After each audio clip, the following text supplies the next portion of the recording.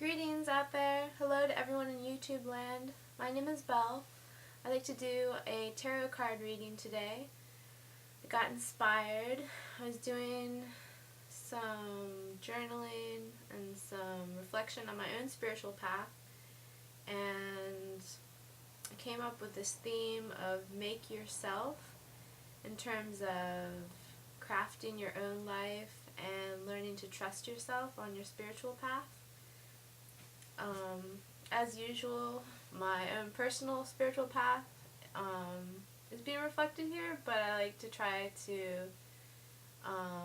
relate my personal spiritual path to a more universal sense that maybe people can relate to, perhaps. Okay, so standing by as decoration, I have my angel statue again today, and I have added a little Buddha statue with the chakras highlighted there. Just a little inspiration, a little decoration. I've decided to use 3 tarot decks, and I'm going to I've already drawn 3 cards from each deck for a total of 9 cards, and it's actually kind of difficult for me to stop there. I know it's already going to be probably a long video, but I've been doing some pretty large tarot spreads. I usually have to lay them out on a yoga mat on the floor. It's really fun. It's amazing how much combination of the randomness of the tarot cards plus the imagery plus the way your mind interprets it for your own individual circumstances makes for some really reflective and fun times, I think. I love working with tarot. Okay, I guess let's get started. I'm just going to highlight which ones I'm using. I'm using Crystal Visions Tarot, and I'm using Paulina Tarot, and Chrysalis Tarot. And these are basically my favorites. I really like the newer tarot decks that are so colorful, with such brilliant imagery and such beautiful artwork. Okay, I'm not really sure what's going to come up. So the theme again is make yourself, trust yourself, and we'll see if we get challenging cards or if we get supportive cards. I don't know. First card is 9 of Pentacles. Well, it's a very nice scene. It's peaceful, and yet there's a tiger there. So it almost seems like making peace with your ferocious and fierce element. That would make sense for the way I've been thinking recently. Making peace with your fierce and ferocious side. That is really interesting. Oh, and there's an added card to the Crystal Visions Tarot, and we just drew it. It's called the Unknown card, and I think it's a beautiful priestess card. It's funny how when you do YouTube videos, it really draws attention to how you speak and how you say your words. You're like, oh god, that was so awkward. But anyway, the Unknown card is kind of like a priestess card to me because of the picture, but I think it's also supposed to be like make your own choices, which actually does go with this reading. I think it can mean make your own choices, or it can mean wait longer for more information if it's like a specific question you're trying to answer for yourself. So with these 2 cards, we are getting a sense, I think, of that independent spiritual path, which is really interesting. So the theme is make yourself, trust yourself, independent spiritual path. This is great. See what the last card is. The last card might be kind of like a warning for what goes along with having your own independent spiritual path. I kind of think of this as the defensive card. And as we know, defensiveness, especially in human communication, is usually not a good thing. Usually it kind of hinders a positive flow of communication. So this could be thought of as a little hesitation or a little bit of a warning for what the downside is to independent spiritual path. Okay, those are pretty interesting. Let's see how it flows into the next tarot deck, which is Paulina.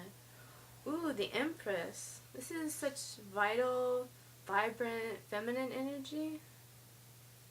Beautiful.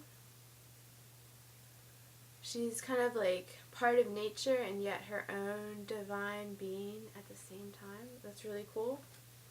Okay, second card from Paulina is the Devil card. Okay, so I think the best sense of the Devil card is a sense of rebellion. But that isn't how it's usually portrayed, right? It's usually kind of negative still. So some people say that it could be too materialistic, or the way the card is drawn, it's like there's a chain that someone could break free of, but they haven't yet. So yeah, I prefer to think of it as a rebellion card. I'm not a huge person for, you know, I just don't like the image of the devil that much, because I think it's kind of making things too simplistic maybe. So let's see what the third card is. See how they all go together. The Ace of Pentacles, and then we have another one that's connected to nature, because it's like a tree spirit. That's interesting. So we have the Empress, who's connected to nature and very vibrant, and we have the tree spirit from the Ace of Pentacles. At least that's how this card is portrayed in the Paulina Tarot. And then we have sandwiched in between those two cards, we have the Devil card, which could mean, it could mean, based on what I've been going through recently, it could mean like too much bitterness, too much anger, and it makes you feel like you are fighting against something, but you're not really. Like I've been thinking recently about how peacefulness is almost always an option for us, and yet we don't always choose it. Like for instance, recently I've been choosing to be angry rather than be peaceful, and it's really getting to be an issue for me. And I'm just sharing that because I think it's a universal thing. I don't know, but it's weird.